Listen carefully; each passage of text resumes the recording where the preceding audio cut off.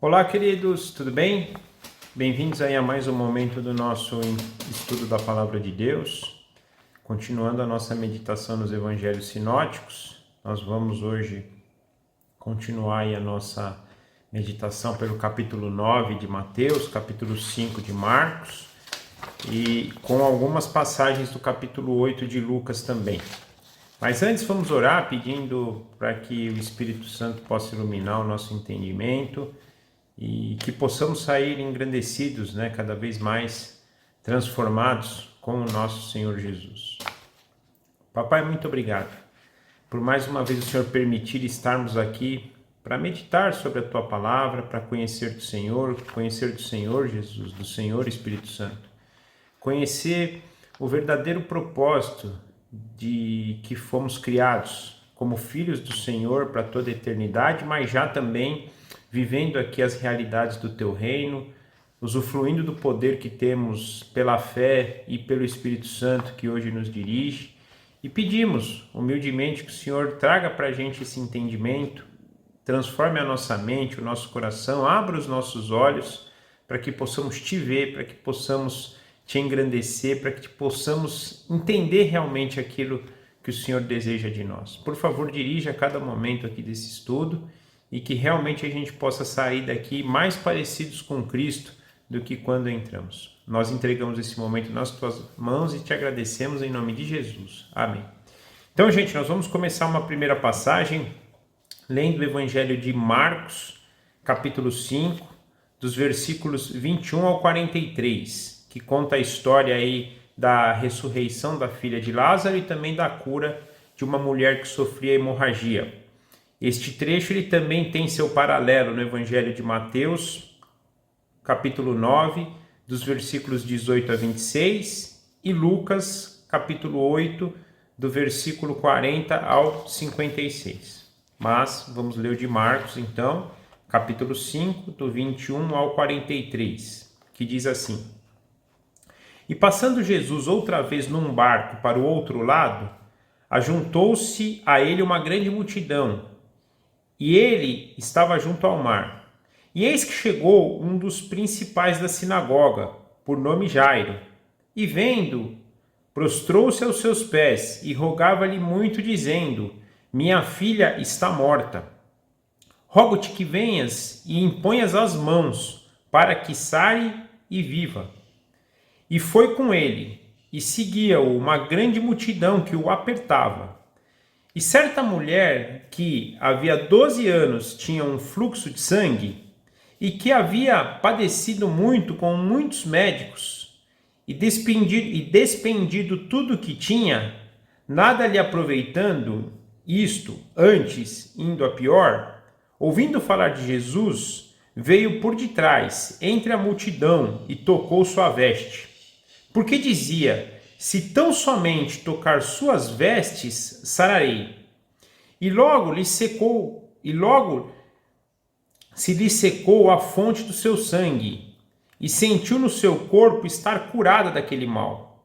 E logo Jesus, conhecendo que a virtude de si mesmo saíra, voltou-se para a multidão e disse: Quem tocou nas minhas vestes? E lhes disseram os seus discípulos: Vê que a multidão te aperta e dizes: Quem te tocou? E ele olhava em redor para ver a quem fizera isto. Então a mulher, que sabia o que tinha acontecido, temendo e tremendo, aproximou-se e prostrou-se diante dele, e disse-lhe toda a verdade. E ele lhe disse: Filha, a tua fé te salvou, vá em paz e sê curada desse mal. Então ele, ainda falando, chegaram alguns dos principais da sinagoga, a quem disseram: A tua filha está morta. Para que enfadas mais o mestre? E Jesus, tendo ouvido estas palavras, disse ao principal da sinagoga: Não temas, crê somente. Então, e não permitiu que alguém o seguisse, a não ser Pedro, Tiago e João, irmão de Tiago. E tendo chegado à casa do principal da sinagoga, viu o alvoroço, e os que choravam muito e pranteavam. E entrando disse: Por que vos alvoroçais e chorais? A menina não está morta, mas dorme. E riram-se dele. Porém, tendo-os feito sair tomou consigo o pai, a mãe da menina e os que com ele estavam e entrou onde a menina estava deitada. E tomando a mão da menina disse, Talita cumi, que traduzido é, menina, a ti digo, levanta-te. Então a menina se levantou e andava, pois já tinha 12 anos. E assombraram-se com grande espanto, e mandou-lhes expressamente que ninguém soubesse, e disse que lhe dessem de comer. Então, até aqui a palavra de Deus. Nós vemos, né, depois então de Jesus voltar ali da região dos Gadarenos ou dos Gerezanenos, né, do mar, do outro lado do mar da Galileia, ele retorna então aqui para a região da Galileia. Já nesse primeiro momento, ele se depara com essa situação de um dos principais da sinagoga, e aqui um dado importante para a gente, né, um dos principais, por nome Jairo. Lembra que a gente vai ter esse contraste, né, dos principais da sinagoga sendo muito mais inimigos de Jesus do que amigos, principalmente os mestres da lei e os fariseus, mas esse aqui não, um dos líderes aqui da sinagoga se entrega à fé no filho de Davi, na fé de Jesus sendo o Cristo. E então esse principal da sinagoga aqui, né, Jairo, ao ter uma situação complexa, que no caso a sua filha estava doente, e Lucas nos diz no capítulo 8, versículo 42, que na verdade era sua única filha. Então, ao perceber que a sua única filha estava doente e sabendo de toda a fama de Jesus, que já percorria aquela região, que ele curava, que ele salvava, ele tem fé nisso, ele acredita, ele vai atrás de Jesus, para que Jesus pudesse então curá-la. E a fé dele é tão legal que ele fala, basta o Senhor impor as mãos nela para que ela sare e viva. Então, é um homem aqui que demonstra uma fé grande, vai atrás de Jesus, né, para que pudesse ter sua filha curada. Jesus prontamente se dispõe, vai ao caminho da casa de Jairo, uma grande multidão seguindo ele, né, para viver ali aquilo que Jesus estava contando, fazendo. A gente vem percebendo, né, a grande multidão que seguia Jesus, principalmente a gente vai perceber num estudo mais para frente, por causa dos milagres, né, por aquilo que Jesus podia fazer, a multidão seguia ele. E essa multidão continua seguindo, apertando. De repente, uma mulher que também sabendo da estada de Jesus ali, com a mesma fé que a gente percebe em Jairo, ou com uma fé grande também, e é uma mulher que tinha sofria com fluxo, né, com uma hemorragia muito grande já há 12 anos. E aqui um dado interessante que eu vou explorar daqui a pouco, ela sofria de fluxo há 12 anos, a mesma idade da filha de Jairo, que também nós vamos ver tinha 12 anos. Mas essa mulher, ao saber então de Jesus ali na região, enquanto Jesus está andando para a casa de Jairo para curar a filha dele, ela vai no caminho e toca Jesus. O legal é que a gente percebe aqui no relato, e a doença dela era tão grave que ela tinha gastado tudo que ela tinha, versículo 26, né, no tratamento, com médicos, e principalmente que tudo que ela fez, nada foi aproveitado. Pelo contrário, a doença dela só piorava, né? E ela, mesmo diante, eu digo isso pelo seguinte, a tendência dessa mulher aqui desistir era muito grande. Mas ela, num ato de fé, ela entende que não, que Jesus tinha poder para curá-la. E um detalhe interessante, porque a gente vê, né, a gente já viu pessoas chamando por Jesus, nós vamos ver aqui mais para frente 2 cegos chamando Jesus, ela entende que só de tocar em Jesus, nas vestes de Jesus, ela seria curada. Ela entende um poder muito maior de Jesus, e é o que ela faz, ela simplesmente vai por trás de Jesus e toca, né? Tamanha a fé que ela tinha. E ao fazer isso e ao ser curada, porque só pelo fato dela tocar na veste de Jesus, ela viu que ela foi curada, ela sentiu que toda aquela doença tinha passado. Um outro dado interessante, na verdade, assim, um caso importante aqui, a gente vai perceber que ela teve vergonha disso e ela só tocou Jesus, ela não chamou Jesus, não é só por causa desse poder, mas tem também essa questão, uma pessoa que sofria de fluxo de sangue, de hemorragia, era tida como impura, então ela não poderia estar ali no povo, ela deve ter ido toda vestida, camuflada, né, melhor dizendo.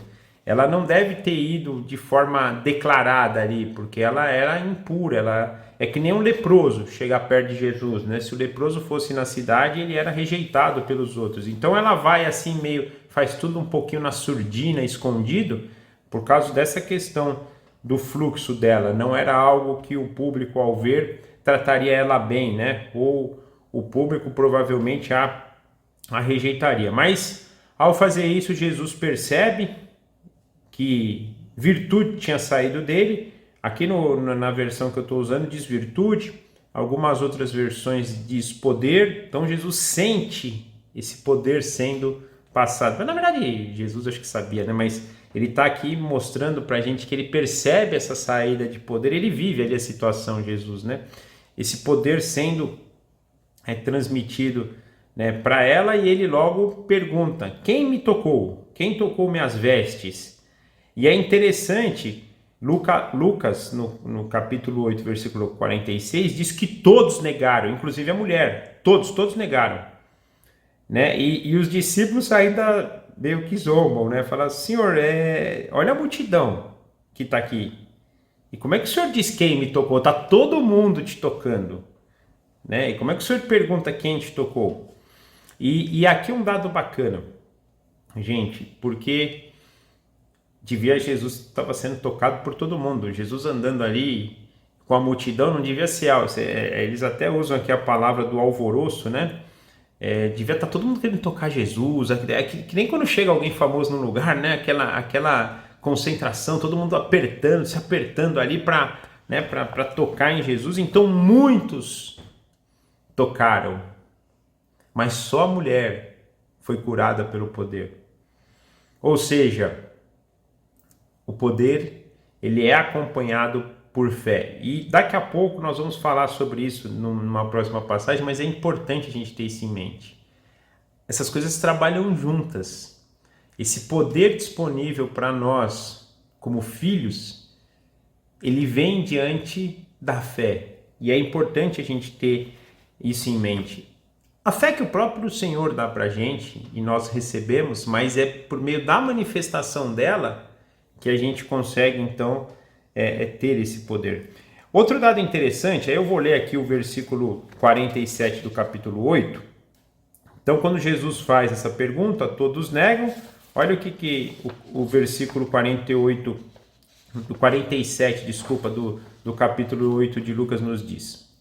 Quando a mulher percebeu que não podia mais permanecer despercebida, começou a tremer e caiu de joelhos no chão. Todos a ouviram explicar por que havia tocado nele e como havia sido curada de imediato. Então, aqui mais uma vez, e a passagem também de Marcos, no versículo 33, diz que ela, temendo e tremendo, se aproximou e prostrou, mas Lucas diz que ela, de medo, ela estava com tanto medo ali da situação que ela se prostrou, né?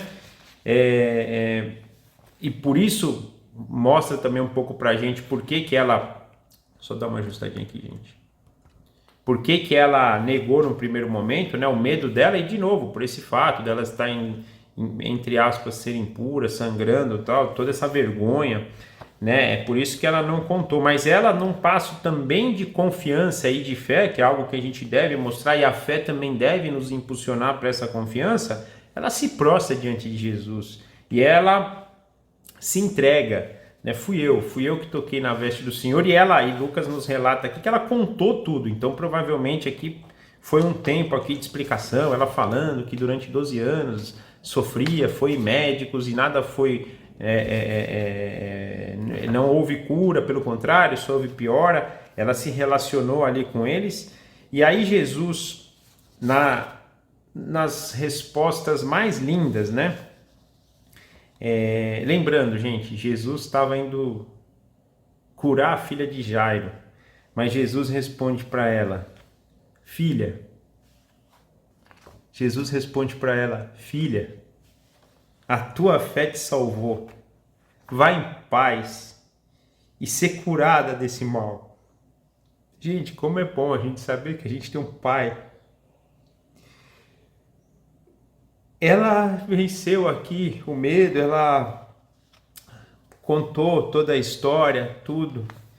E ela recebeu esse presente. Penso que a fé dela aqui deve ter extrapolado daqui para diante, porque ela entendeu, eu sou filha. E é isso. A gente precisa, eu tenho batido muito nessa tecla, a gente entender o contexto que a gente é filho. A gente não está procurando um Deus. A gente não está se relacionando com um Deus.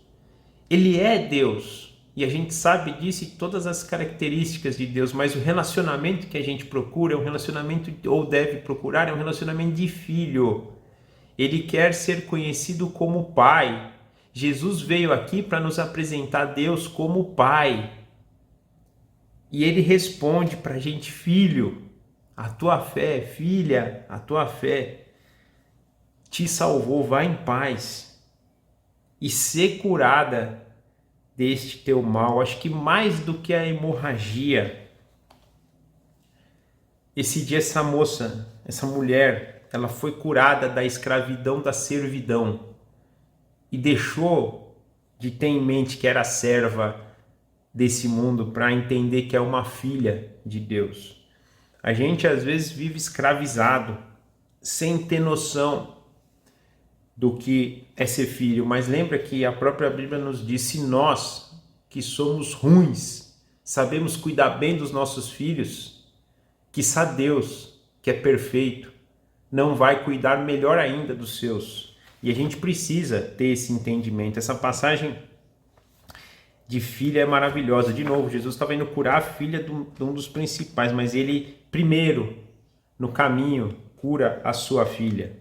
E Deus vai sempre cuidar dos seus filhos. E gente, o mais importante, de novo, mais do que ela ser curada do fluxo, ela ser curada do engano, ela ser curada da escravidão que aprisiona os filhos de Deus depois da queda. Esse entendimento de ser filho, de entender que tem um pai perfeito lá no céu. Continuando, então, eles vão no caminho, aí chega lá alguém da sinagoga, alguns dos ajudantes lá, e diz, mestre, desculpa, fala para Jairo, não precisa mais amolar o mestre não, a sua filha já morreu. De novo, como se eles achassem que Jesus não pudesse curar a filha dela mesmo morta. Lembra do filho da viúva que já tinha sido ressurreto? Mas Jesus fala, Jairo, fica tranquilo, não temas, apenas crê, apenas veja, só crê, o trabalho é meu, só crê. E aqui um dado importante, porque a gente fala, eles falam, né, não incomode mais o mestre, não enfade mais o mestre. Mas gente, de novo a gente tem essa mania de reduzir Deus. Eu não vou envolver Deus nos meus problemas, Deus tem tanta coisa para fazer que nem vou envolvê-lo aqui, eu não vou trazer mais cansaço para ele. Não é isso não, gente. Isso é uma das piores coisas que a gente faz, talvez um dos piores pecados que a gente faz. Por quê? Não é pelo fato a gente mostra uma falsa humildade, mas na verdade a gente está diminuindo o tamanho de Deus. Deus está presente em todo lugar, Ele é onipresente, Deus é onipotente, Deus é onisciente, Deus sabe tudo, Deus é grande, Deus mede o universo na palma da mão, Deus criou todas as coisas. De novo, para Deus ressuscitar alguém, comparado, por exemplo, ele criar o mundo em 7 dias, é ridículo. Então Deus, ele quer se envolver com seus filhos, não importa o tamanho do problema, não importa se já está assim, se já está assado, não importa se a gente acha que já não tem mais jeito, Deus quer se envolver como pai, e ele tem poder para se envolver com todos os filhos. Não, aquele filho lá tem mais problema, eu vou deixar. Não, Ele tem poder. Eu estou falando isso, gente, para a gente entender o tamanho do poder de Deus. Não é sobre nós, é sobre Ele, é sobre o tamanho dele, é sobre o que Ele quer. E Ele tem poder para isso, Ele tem poder para todos. Ele não é limitado a um, a outro. Se Ele está cuidando do problema de um lá, ferrou, Ele não vai ter... Ele não é igual a gente, não, eu estou ali cuidando desse, não vou conseguir cuidar do outro. Ele consegue, Ele pode, e pior... para nós, melhor para nós, né? Pior nessa nossa mediocridade, né? Mas melhor para nós, ele quer se envolver com todos. e crescer com todos. Ele vai usar pessoas também como privilégio. A gente vê, e a gente tem falado muito nisso, né? Deus não precisava de ninguém para cuidar de ninguém, mas ele dá o privilégio para a gente. Por exemplo, quando a gente fala de suportar uns aos outros, é privilégio. É um privilégio. Ele dá, vai lá, eu tô deixando você cuidar daquele filho para mim. Vai lá, ajuda o teu irmão ali, ó. Para quê? Porque é privilégio, porque por meio desse privilégio nós conhecemos ainda mais quem é Deus, ainda mais do seu poder, ainda mais quem é o nosso Pai. Mas Deus é ilimitado, então a gente não pode limitar Deus, não pode limitar Jesus. Jesus tem poder para cuidar e curar e fazer o que Ele quer com todo mundo, a toda hora, a todo tempo, por causa do seu tamanho. E a nossa mente medíocre e limitada não pode limitar a isso, né? E Jesus fala, não tema, cara, só crê, vamos lá que a gente vai. Jesus escolhe então aqui Pedro, Tiago e João para ir com eles. Eles vão até a casa lá do Jairo, um alvoroço, todo mundo já chorando, pleiteando. A menina, a única filha dele, né, morreu. E Jesus fala, por que vocês estão chorando? E assim, né, é interessante isso, né, essa mistura de fé, de incredulidade, uns têm fé, outros não. É complicado, a gente vê isso, né, infelizmente a gente sofre disso. E muitos ali chorando porque criam que ela estava morta, em vez de crer que Jesus estava chegando, não, criam que ela estava morta. Jesus diz, não se preocupe, ela não está morta, só dorme. Aí o pranto se torna em riso, né? Que todo mundo zomba de Jesus, riem dele, e ele fala, sai todo mundo, só quero aqui o pai e a mãe da menina e os que estavam com ele, Pedro, João e Tiago. Eles vão lá diante da menina Jesus, numa simples frase, Talita cumi, que significa levanta, menina, a ti te digo, levanta-te. A menina levanta. A gente explorou muito essa questão em João da palavra, né? E aqui Jesus está mais uma vez mostrando o seu poder pela palavra. Jesus só de falar já, né, aterroriza. A menina já realiza tudo, né? A menina também tinha 12 anos quando nós vemos aqui. Então olha que coisa interessante. No dia que essa menina nasceu, a moça que foi curada anteriormente passava a ter hemorragia. E nesse dia, 12 anos depois do nascimento da menina e do nascimento da doença naquela mulher, as duas coisas acontecem. A menina que nasceu naquele dia e morreu 12 anos depois é salva, e a moça que 12 anos atrás tinha hemorragia agora é salva. Jesus diz, não espalhem isso para os outros, né? Que ninguém fica sabendo, mas infelizmente a gente vê em Mateus, de novo, tudo se espalhando, né? Versículo 26, espalhou-se aquela notícia por todo o país. Mas mais um milagre, mais uma ressurreição, mostrando aqui o poder de Cristo. Avançando agora, Mateus, capítulo 9, versículo 27 e 34, nós vemos: E partindo Jesus dali, seguiram-se 2 cegos, clamando e dizendo, tem compaixão de nós, filho de Davi. E quando chegou a casa, os cegos se aproximaram dele e Jesus lhes disse, crede vós que eu possa fazer isto? Disseram-lhe eles, sim, Senhor. Tocou então os olhos deles, dizendo, seja feito segundo a vossa fé. E os olhos lhe abriram, e Jesus ameaçou-os ou advertiu-os severamente, dizendo, olhai que ninguém o saiba. Mas tendo ele saído, divulgar a sua fama por toda aquela terra. E havendo-se eles retirado, trouxeram-lhe um homem mudo e endemoniado. E, expulso o demônio, falou o mudo. E a multidão se maravilhou, dizendo, nunca tal se viu em Israel. Mas os fariseus diziam, ele expulsa os demônios pelo príncipe dos demônios. Então aqui 2 curas, 3 no caso, né? 2 cegos sendo curados e um demônio de um mudo sendo expulso. Dos cegos, uma coisa interessante, né? Jesus testa eles, vocês creem que eu posso? Eles ficam atrás de Jesus lá, né? Perguntando, e Jesus fala, vocês vão? Vocês creem realmente que eu posso fazer isso? Eles falam, sim, Senhor, e aí Jesus devolve. Então seja feita conforme a sua fé. Que a sua fé trabalhe, é outro privilégio que Deus dá. Primeiro que a fé, de novo, é um privilégio que Deus nos dá.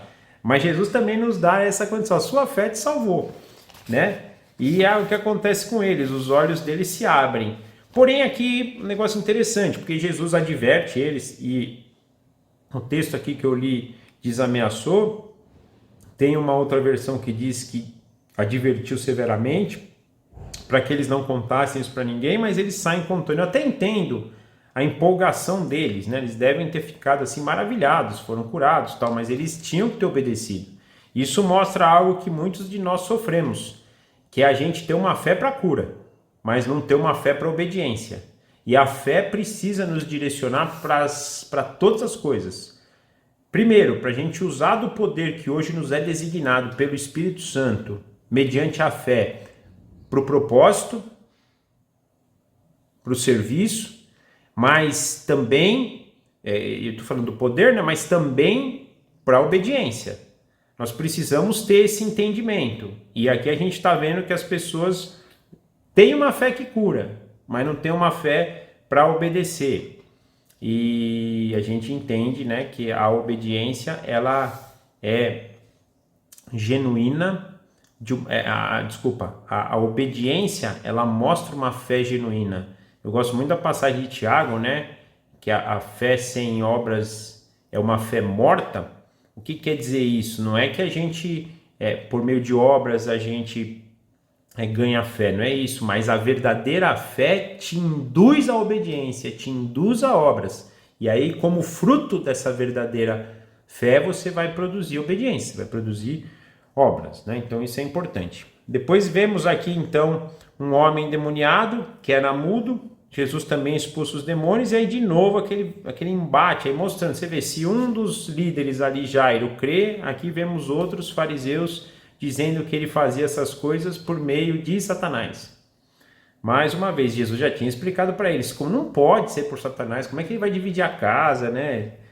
Aquela que a gente estudou, mas eles aqui insistem nisso, mostrando que uns têm seus olhos abertos e aqueles que veem verdadeiramente, na verdade, são cegos, também deveriam ser curados por meio de Jesus, mas não, eles preferem ir contra, eles preferem brigar contra Jesus, né? E brigar por isso, porque realmente é difícil a gente ver, gente. E eu vou ler a próxima passagem e vou falar um pouco sobre isso. Marcos, capítulo 6, do versículo 1 ao versículo 6, nos diz assim: Jesus deixou essa região e voltou com os seus discípulos para Nazaré, cidade onde tinha morado. No sábado seguinte, começou a ensinar na sinagoga, e muitos dos que ouviam se admiraram e perguntavam: de onde vem tanta sabedoria e poder para realizar esses milagres? Não é este o carpinteiro, filho de Maria, irmão de Tiago, José, Judas e Simão? Suas irmãs moram aqui entre nós. E se sentiam muito ofendidos. Então Jesus lhes disse: um profeta recebe honra em toda parte, menos na sua cidade, entre os seus parentes e sua própria família.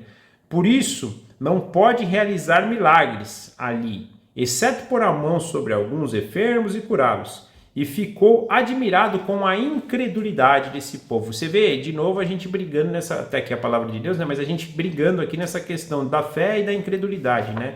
E aqui a incredulidade na família dele, que é o caso dos fariseus. Porque se a gente pensa que Nazaré como a cidade de Jesus, Israel era o povo de Jesus. É impressionante como Jesus foi rejeitado pelo seu povo. E aqui em Nazaré ele está sendo rejeitado pela segunda vez. É a segunda vez que a gente vê uma história deles, né?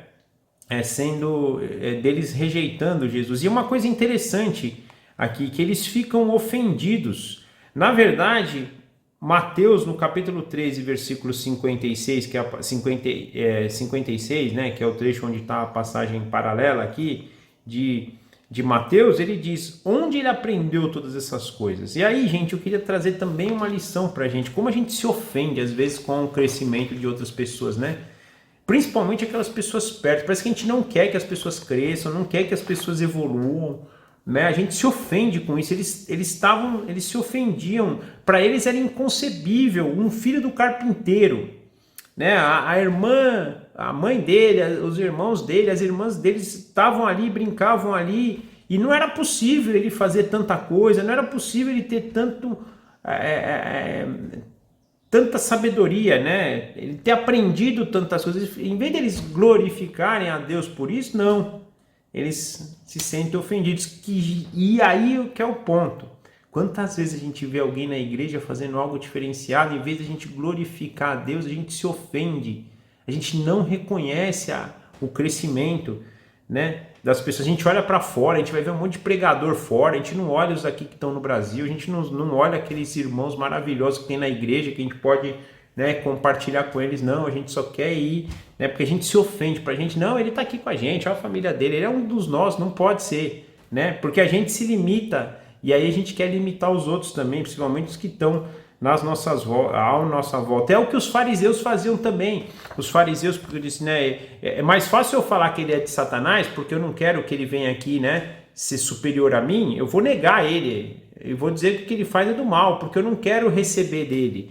Porque é mais fácil eu querer honra do que eu dar honra. E da mesma forma aqui. Só que aí tem dado importante aqui, né? Porque por causa disso, infelizmente, a obra de Deus não é manifesta. E nós não conheceremos a Deus. Não é à toa que a gente vê na Bíblia o texto. Sem fé é impossível agradar, e aí eu ponho conhecer a Deus. Porque é por meio dessa fé, da ação da obra de Deus na nossa comunidade, na nossa família, na nossa vida, nas pessoas, nos irmãos, é que a gente vai conhecendo. E é importante isso, então, a gente começar a aprender a dar um pouco de honra também, né, para que realmente as obras possam ser manifestas. Às vezes tem irmãos que não estão conseguindo avançar nisso porque tem outros que só ficam secando. Não é possível, né? Então é importante isso, e a gente entender essa dinâmica, né? A gente começa alguns textos falando de fé de algumas pessoas, fé da mulher que tinha hemorragia, fé de Jairo, fé dos dois cegos aqui, do que trazem o mudo, contra a incredulidade dos familiares, a incredulidade dos líderes, né? Esse contraste de fé e incredulidade, né? E aí eu chamo a atenção, a fé vai nos fazer agir, a incredulidade vai nos fazer criticar. E a pergunta para a gente meditar sobre tudo isso hoje: o que temos feito? Temos agido? Temos obedecido? Ou ficamos criticando e ficamos só desonrando aqueles que têm avançado no ministério? Algo para a gente pensar e também direcionar a nossa vida, pedir orientação do Espírito Santo para que nos conduza pelo caminho correto, pelo caminho da fé, pelo caminho da obediência e principalmente em união, suporte e honra aos nossos irmãos. Amém? Era isso por hoje. Vou finalizar então, e aí a semana que vem nos encontramos novamente. Papai, muito obrigado por mais esse dia, muito obrigado por esse estudo. Mais uma vez clamamos, temos visto aqui a importância de termos essa fé verdadeira, fé que principalmente nos direciona ao Senhor no entendimento perfeito, no entendimento do tamanho, do poder e da ação do Senhor nas nossas vidas, mas também da obediência, da honra, de um caminhar como Cristo. Nós pedimos isso ao Senhor porque isso é uma dádiva que o Senhor nos dá e nós precisamos cada vez mais disso para viver na luz, para viver no entendimento, para viver para a glória e honra do Teu nome, para crescermos como filhos. A fé também de entender que somos filhos. Acho que isso também é algo muito importante, porque a gente hoje muitas vezes se apavora sem entender que hoje temos o Senhor como nosso Pai cuidando de nós. Nós entregamos também essa semana nas Tuas mãos, pedindo que o Senhor nos dirija em todas as coisas, nos abençoe na direção do crescimento, da evolução e da transformação de coração na imagem do nosso Senhor Jesus Cristo. Que o Seu Espírito Santo cada vez mais tome a rédea das nossas vidas e nós possamos cumprir o propósito que o Senhor nos tem designado, que seja feita aqui na terra a Sua vontade e seja feito conforme está acontecendo aí no céu. Nós consagramos esse momento ao Senhor e te agradecemos em nome de Jesus. Amém. Tchau, gente. Obrigado. Forte abraço. Até a semana que vem.